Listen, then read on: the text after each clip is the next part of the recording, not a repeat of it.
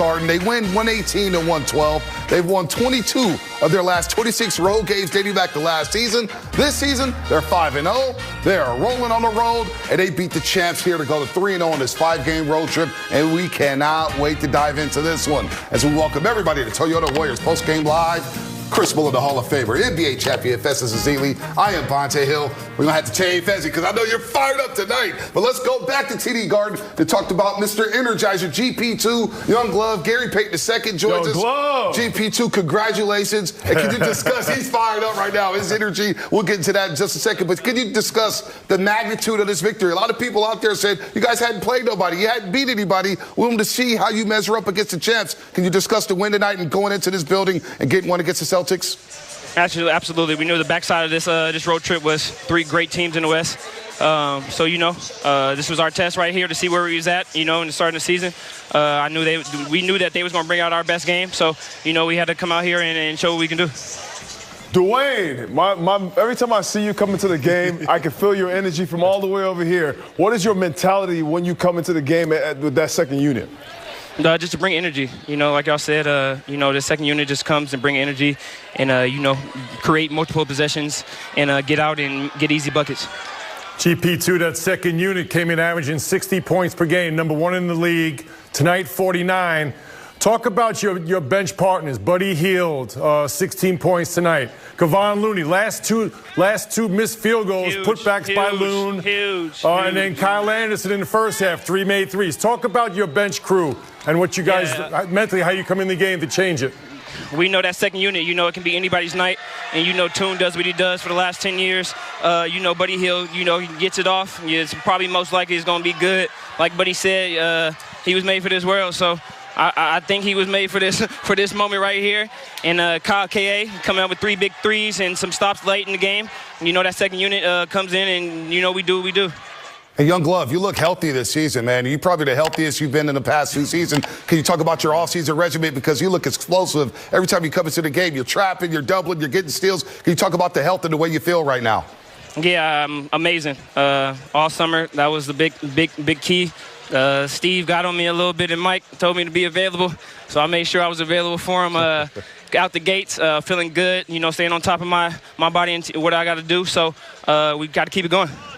GP2, how much of a hard time are y'all going to give Andrew Wiggins after that smoked layup in the first half? I saw the resuscitation, by the way. Please do not let me start with Wiggs in these layups. Okay? He is 6'8", 6'9". I tell him just to dunk it. Dunk it, Wiggs. Hashtag dunk it, Wiggs. Hashtag dunk it, Wiggs. All right? But no, Wiggs came in clutch for us. He cleaned it up. He made big plays and big stops down the stretch. So, Wiggs going to be Wiggs. But it's game 8, so hopefully he starts dunking game 9. Yeah, I saw you trying to resuscitate him, man. That's why. Yeah, you see me?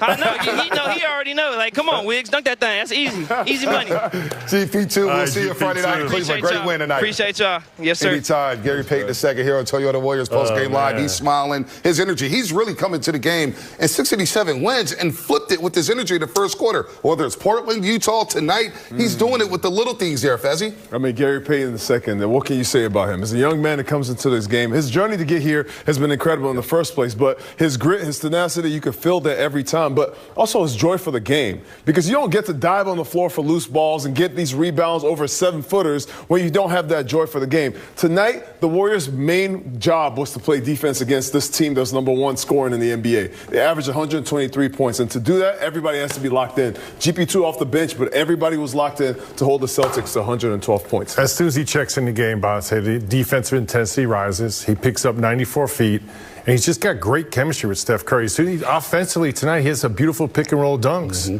playing the small ball 5 and dunking on their big 5. Cornette from Vanderbilt. Why you gotta look at Let's pick up the crunch time tape here. I claim GP2 as a big man, all right? Because the Celtics flipped this game in the third quarter, outscoring the Warriors 41-30, and we had action. That was a big shot by Andrew Wiggins, who was aggressive tonight, even though the shot wasn't falling. He had a very solid game. Look at that pass from Draymond Green to Stephen Curry. The Warriors take the lead. That was part of a 16-4 run here in the fourth quarter. Buddy Buckets.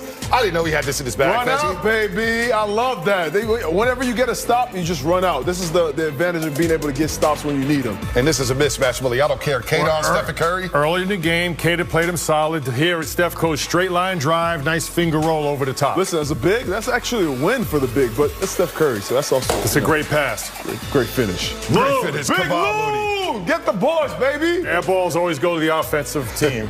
Kevon Looney, 6 offensive rebounds tonight, 34 on the season. He's averaging over 4 a game. Another hustle play right here. Stephen Curry, blocked with Loon Dog, cleaning up the glass again. That's why they call him Windex, Willie, because all he does is clean up the glass. So Boston gets 2 stops, Warriors get 4 points. And then Buddy Hill with the dagger.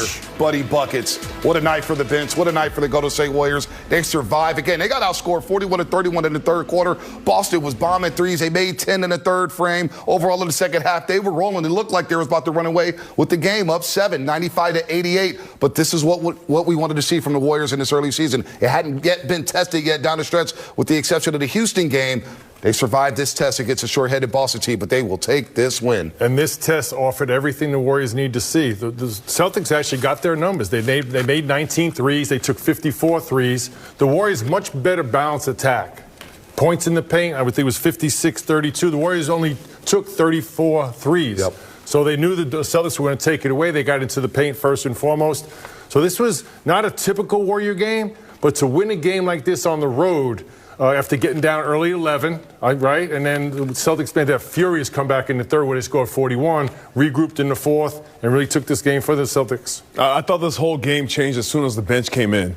To start the game, the starters had a slow start. Derek White hit some big threes to start this game. Seemed like the momentum was going Boston's way. But the bench came in. This is Gary Payton II. This is Buddy Hield. Buddy Hield hits shots. GP2 gets steals. They got off and running. They took charge of this game. It just felt like the Warriors' momentum was always on their side. And it did a great job. Andrew Wiggins, Jonathan Kuminga did a great job in the first half on Jason Tatum.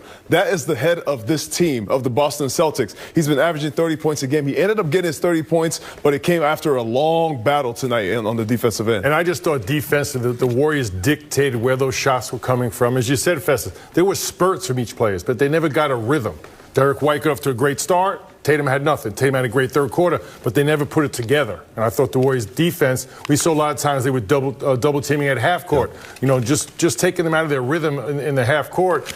And that's mainly because Jaylen Brown and Porzingis are not there. So you're talking about bench players that you're going to have them beat you as opposed to Tatum and Derek White. Tatum, 17 of his 30, came in that third quarter when Boston scored 41. But to your point, Fezzi, they did a great job collectively on Jason Tatum, whether it was J.K., Andrew Wiggins, Draymond at times. Great win here. But Stephen Curry, he only had 6 at the half, and yet the Warriors were up at the half. They finished the first half on a 9-0 run, and Stephen Curry had only taken 6 shots in that first half. However, he exploded in the second half. Actually, let me correct myself. 3 shots in the first half. He was 2 of 3 for 6 points. In the second half, he scores 21 of his 27. He drops 9 dimes, 7 rebounds, 4 steals. And it just feels like, Fezzi, he's letting the game come to him while he's letting his teammates go out there and cook. Well, the first half, Steph had 6 points, but he had 6 assists in the first half. That is you can kind of tell the flow of the game whenever you see Steph's numbers. You understand he's trying to get his teammates going, because in the third and fourth quarters, that's when Steph can really get going. You got to also remember, Steph is just coming back from an injury. That's what's insane. Look at these numbers. 7 for 7 for the free throw line, 4 for 9 from 3. Steph Curry, 27 points after coming back from an injury. Man, this guy is special. He's climbing up the ladder here, Bully. 30th all-time in NBA history. Bye-bye, Charles. Points. But tonight, I think the most encouraging thing, he played 34, 35 minutes, was moving dynamically, was playing off the dribble, was playing off the basketball. I thought he played great defense. But Bonte, we talked about this pregame. Steph doesn't have to explode the entire game because everyone's contributing. Yep. I think he loves this style when everyone's contributing. You got the strength in numbers. And the defense, I'm not going to say they relax on him, but they're not doubling him as much. You saw that back cut. Drew Holiday fell asleep, tried to go over the top on him. He got that layup. So I think the fact that there's so many people contributing, Steph can pick his spots. He's always going to be efficient. Just a beautiful, we had 27, 9, and 7. Yeah, 21 in the second half. Just a great game. Great game overall for the Golden State Warriors. Welcome back, Warriors fans. The Golden State Warriors continue to prove they are a force to be reckoned with, securing an impressive 118-112 road win over the Celtics at TD Garden. This marks their 22nd win in the last 26 road games, showing the depth and resilience of this roster. Tonight, the Warriors demonstrated that they are road warriors, going 5-0 on the season and standing tall against the defending champs on this tough 5-game stretch. Let's break down this electric game. Gary Payton II, our own Mr. Energizer, delivered standout performance. He brought an undeniable intensity that changed the game's momentum. His energy on defense, relentless hustle, and ability to create turnovers were essential tonight. The Warriors bench, including standout performances from Buddy Hield and Kevin Looney, came in strong, supporting the team with critical points and rebounds that kept the Celtics in check. This win showcased the Warriors' defensive power, holding Boston, the league's top-scoring team, to just 112 points. Golden State's ability to regroup, especially in the fourth quarter, was on full display. When Boston closed in, with an explosive third quarter where they outscored the Warriors 41-38, our team tightened up, delivering big shots and important stops that sealed the victory. Steph Curry was as reliable as ever, making key plays when it mattered most. So, what do you think, Dub Nation? Are we looking at a championship-ready squad? Drop a comment below with your thoughts on this thrilling win. And if you're enjoying the breakdown, remember to like, subscribe, and join us here at Warriors News for all the latest insights and game reactions. Let's go, Warriors!